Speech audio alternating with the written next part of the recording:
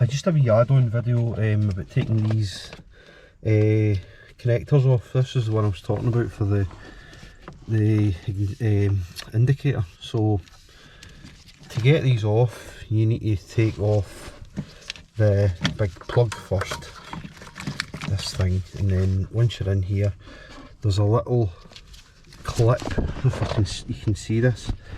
There's a little clip at the top there. To get this off, you just push that in with a screwdriver and push down, and then take the tension off the wire, and that'll come out. It pushes down the way, so then it comes down and then out.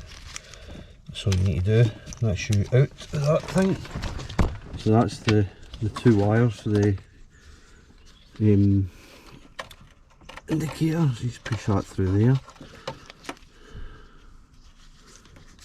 It's that out, and the wing will come out. And the earth's off as well. Just push it out the way, the hole out, like so. Everything catches, right. Let's go here, right.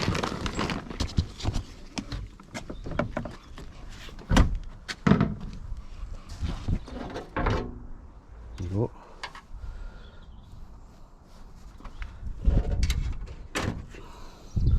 The wing off. Doesn't look too bad in there, nothing.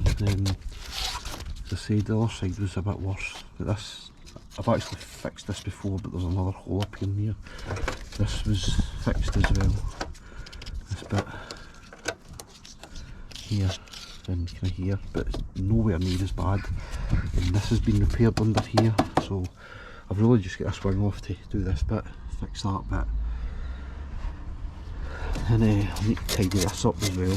You can get replacement for them, but I'm not going to do that. So anyway, okay, see you in the next video.